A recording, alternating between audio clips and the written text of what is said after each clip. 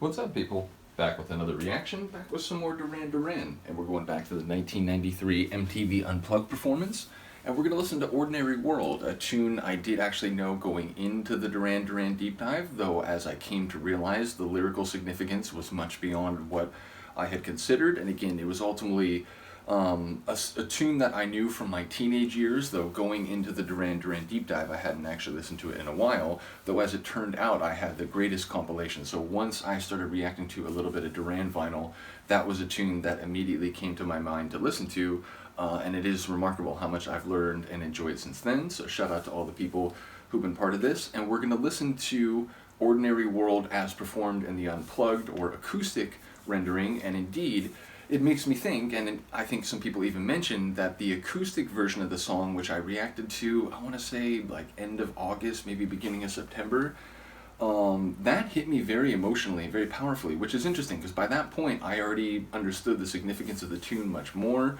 and I appreciated the sonics of Duran and sort of the history of the group and what that album meant, the Wedding album 1993. So it hit me very emotionally, but it was less about knowing that context, that was part of it, but more just the sort of personal and intimate kind of rendering of the emotional content of the tune, already very significant. And it genuinely made me emotional on the verge of, getting choked up and having tears by the end of that performance. So I imagine this rendering will be quite similar, if not, the same template, obviously a different performance because it won't be the one from the recording.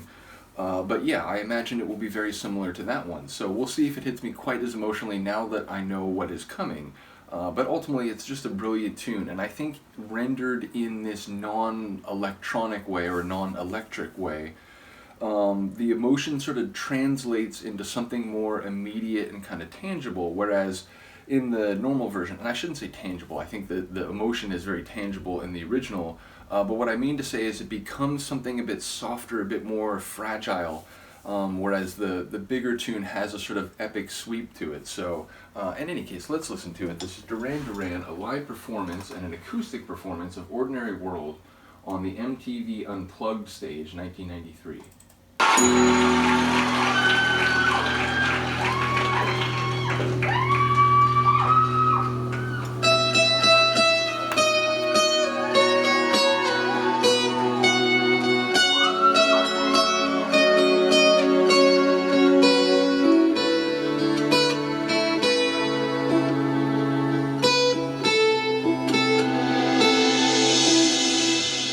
Keeping from the rainy Thursday on the avenue, but I heard you talking softly. I turned on the lights, the TV and the radio. Still I can't escape the ghost of you. That sequence of lines is very powerful. What happened to it all? Crazy summer day. Where is the light that I recognize? Gone away. Let my cry for yesterday. There's an ordinary world somehow I have to find.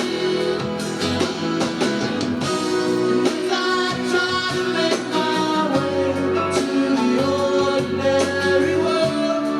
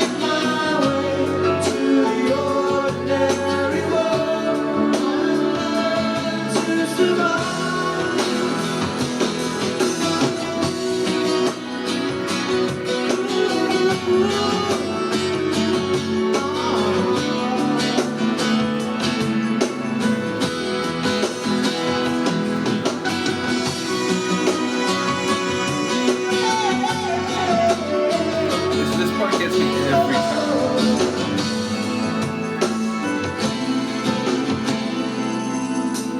People's in the roadside tale of suffering and pain. Fear today, forgot tomorrow. Oh, yeah. This side the news of holy war and holy need. Ours is just a little sorrow too.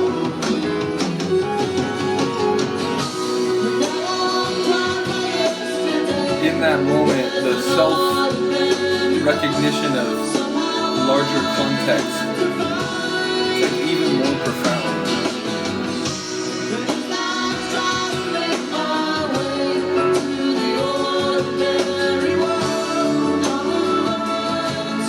Well, I'll see you on the other side.